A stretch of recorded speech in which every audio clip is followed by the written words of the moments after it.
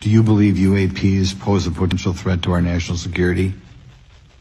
I'll do it. Yes, and here's why. The technology that we faced was far superior than anything that we had, and you could put that anywhere.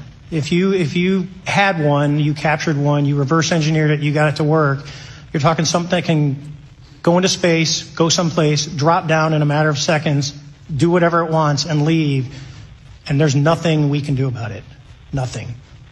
Okay. You two? Well, I would also like to add, from a commercial aviation and military aviation perspective, we deal with uncertainty in our operating space as a matter of our professional actions.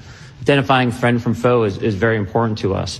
And so when we have unidentified targets and we continue to ignore those due to a stigma or a fear of what it could be, that's an opening that our adversaries can take advantage of. Briefly, you mentioned that you're working with 30 pilots right now that have had encounters with UAPs, but you've also, I believe, discussed and know of many more pilots. This is just those that you're currently working with. Is that correct? Can you expand on that? Certainly. I'll break that down in two ways. First, when we were first experiencing these objects off the eastern seaboard in the 2014 to 2015 time period, anyone that had upgraded their radar systems were seeing these objects. So there was a large number of my colleagues that were detecting these objects off the eastern seaboard. They were further correlating that information with their other onboard sensors, and many of them also had their own eye sightings as well of these objects. Now, that was our personal first-hand experience at the time. Since then, as I've engaged this topic, others have reached out to me to share their experiences, both on the military side as well as the commercial aviation side. On the military aviation side, veterans that have recently got out have shared their stories and have expressed how the objects we were seeing in 2014, 2015 continued all the way to 2019, 2020, and beyond. And so it became a generational issue for naval aviators on the eastern seaboard. This was something we were briefing to new students. This is something that was included in the notice to airmen to ensure that there was no accidents. And now with commercial aviators, they are reaching out because they're having somewhat similar experiences as our military brothers and sisters, but they do not have any reporting system that they can send this to. It's actually a travesty that we don't have a system to correlate this and actually investigate. And I've talked to other government officials on this. So you need a centrally located repository that these reports go to. I'll continue to say that the commercial pilots that have reached out to me through Americans for Safe Aerospace are doing so because they don't feel there's another way for them to report this safety issue. The objects that are being seen by commercial pilots are performing maneuvers that are unexplainable due to our current understanding of our technology and our capabilities as a country. And that applies for the military as well. Mr. Ferrer? Yeah, I concur with that. We have nothing that can stop in midair and go the other direction, nor do we have anything that can, like in our situation, come down from space, hang out for 3 hours, and go back up. Mr. Gresh, finally, do you believe that our government is in possession of UAPs? Absolutely, based on interviewing over 40 witnesses over 4 years. And where?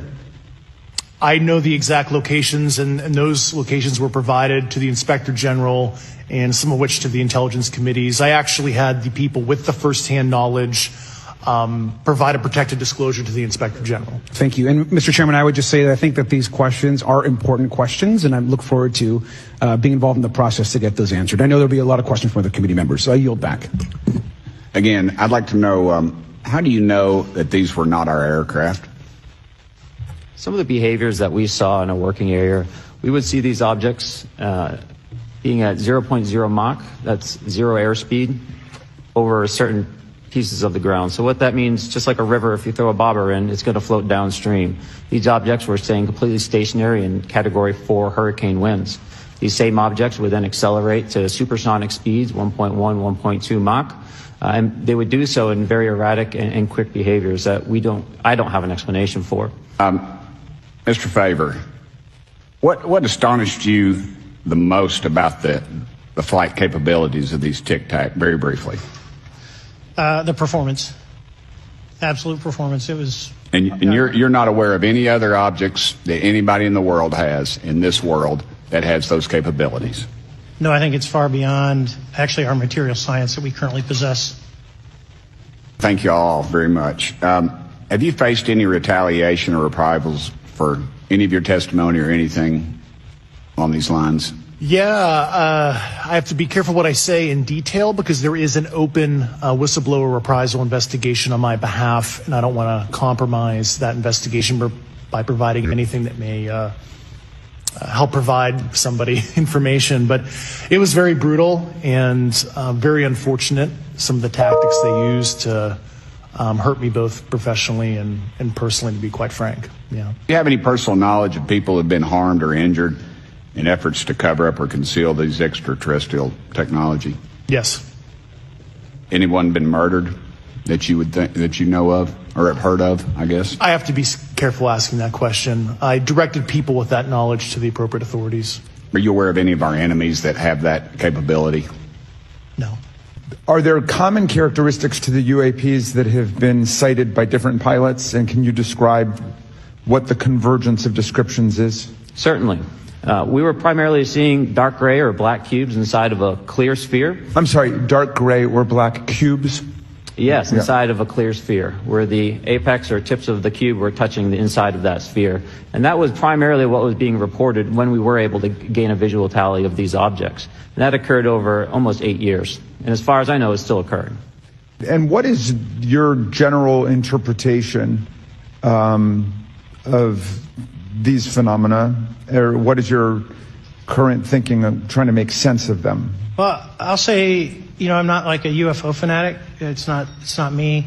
But I will tell you that what we saw with 4 sets of eyes over a 5-minute period, still, we have nothing close to it. It was amazing to see. I told my buddy I wanted to fly it, but yeah, it's just an incredible technology.